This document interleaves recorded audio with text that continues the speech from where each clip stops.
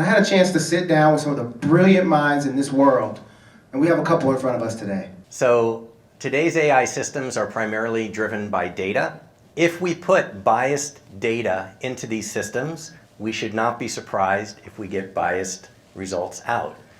The implication of that is that all of our actions on social media, every tweet we say, every post we do, every email we write, it is going to pick up on those patterns. So by simply putting our best selves forward whenever we're online, I think that's something very easy that all of us can do. So I did a lot of human subjects research and I needed health data. So in Massachusetts is a famous study. It's probably over 35 years old. So some of the outcomes people were shocked about, like, oh, look at all these people still smoking, or look at all these things. And I said, wait a minute. You took a population in a suburb of Massachusetts 40 years ago, and you expect that to represent today's population. So data ages out. Through doing my research, I found that almost all the bias came exclusively from all the data sets that these developers are using to train their AI models, because they're just sourced from the internet through big internet scrapes. This data is not very reviewed or filtered, and when it is, it just reintroduces more bias. Imagine, in the future, people will ask all their questions to these systems, and they will assume that they have a level of knowledge and understanding to answer correctly.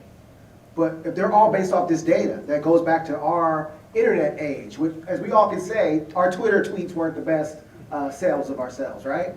That image and that world view is why this is so important. I think there's so much that each of you said. Let's bring it to the lens of education. I think there's a difference between using a tool and knowing the science and fundamentals. Yeah. And that's what we can't lose in our students, because the innovations that are happening today, a lot of them are happening, what I've classified them as back to the future technologies, where we now have new materials and computational power that we can achieve and implement things, because the theories that were developed 50, 60 years ago we couldn't do, and today we can. So if the students aren't learning that theory, how are they going to innovate? For me as a student, and taking a student perspective on this, I think the key word we keep bringing up here is that AI is tools and they are not solutions. A lot of students will see generative AI tools like ChatGPT as a solution to writing them their paper, a solution to them getting 100% versus an 80% on their homeworks.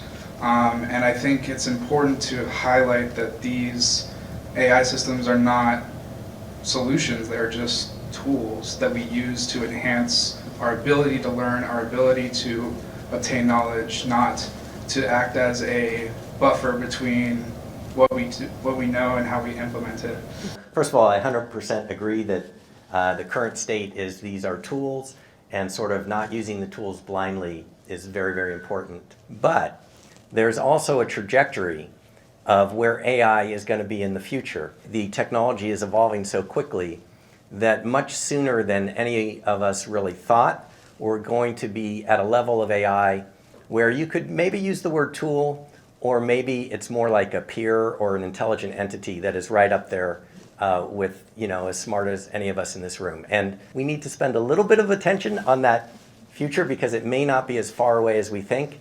And the consequences of that level of intelligence are the thing that poses a huge threat. Let's say we have one of these artificially general intelligence systems. What happens if that level of intelligence doesn't value the same things as humans? The Center for AI Safety has a statement that they put out. I think it flashed at the beginning of the keynote, where AI poses an existential risk alongside of nuclear war, pandemics, and so forth. And but what's really interesting, if you go to the website for that, is the signatories.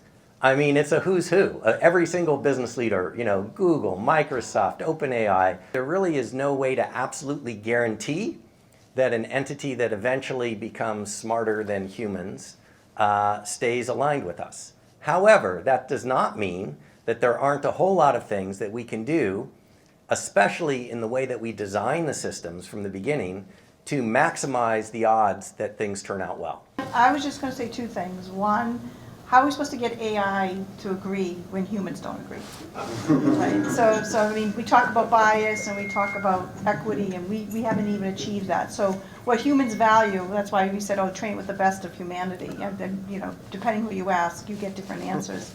The second thing I wanted to say is, yes, all these bigwigs signed that thing, that letter, but what are they doing about it? Don't just give me talk. I'm tired of talk. We want action. So what is that action? Are they sharing their data? Are they being transparent with how they're training, where they got their data? Are they coming up with metrics to help us to explain these things? You know, so a lot of the burden is coming back to maybe we need metrics and standards that companies, universities, and everybody in the UN adopts as these are the ways we can evaluate and look for biases in your data. It's absolutely right. The folks that are signing that letter, there's a lot of cognitive dissonance going on. We sign the letter, but we go full speed ahead. So what's with that, right? So I think we do need to call that out and emphasize that. What if you had a very high level of intelligence that came not from training a monolithic model on 3 Library of Congress's worth of data and then testing in safety after the fact, but what if you had many AI agents, which already exist, base level LLMs, and each of us in this room were able to tune and add to that model not only our specific knowledge, but also our ethics and our values. Well, then you'd have a whole bunch of little agents, each one that would contain the moral preferences and the ethical ideas of this diverse group. I'm sitting in a room with, you know, the world's foremost experts in accreditation. Our programs have standards because of you individuals. The IEEE, AAAS, National Academies all have domain expertise in the sciences and technology. And I look at it as we should be driving, learn to speak to policymakers, if that's possible, but learn to speak to them to convey these facts, and that would drive policies that would help improve the situation. Recently I've seen on LinkedIn a bunch of people posting publications from Elsevier, I think it is, where in the abstract of people's papers you could see the prompt response from ChatGPT giving them the answer to what they wanted their introduction to be, and how that got through the reviewers and the publisher I do not know, but I think it highlights where we are currently with papers and reviewing papers. There's a lot of work being done in the IEEE does a lot to, when you're reviewing a paper, to give you some insight, but it absolutely doesn't measure, you know, and you know, how much it tells you how much is duplicated from somewhere else, or how similar it is to something else, but it certainly wouldn't tell you if the reviewer was also using those methods. It is a very complex set of challenges that we face, and my bias is we should use any and all good ideas to try to address them. So I think regulation is a good idea, standards and metrics are a good idea. I think labeling content as being generated by AI is a good idea. I think curating the data and trying to be very aware of what's in those data sets that are used for training is a good idea. I think designing the next generation of systems so that they are safer in their very architecture, or it makes it easier for the system to behave in safe ways, is a good idea. I think we need all the ideas we can get. We have a generation of pandemic kids, and the ones that are in college, they've isolated, and the internet, social media, and everything, the information they've been fed remotely has informed their cognitive processes, their activism, and how they look to the future.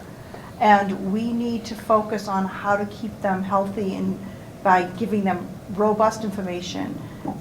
He was just talking about the impact of how dangerous it could be to see these deep fakes. Well, think about what the recommendations that could harm our students, make them do things or think that they're worthless, that it's hopeless, or you know, that the world is a terrible place and you should just join, you know, give up. That is going to really impact our future generations. So I think we have to also think about the cognitive collaborations to make our students mentally healthy. We didn't solve every problem, but hey, we only got an hour, right? Maybe we'll do this again. Appreciate everybody. Thank you. Thank you.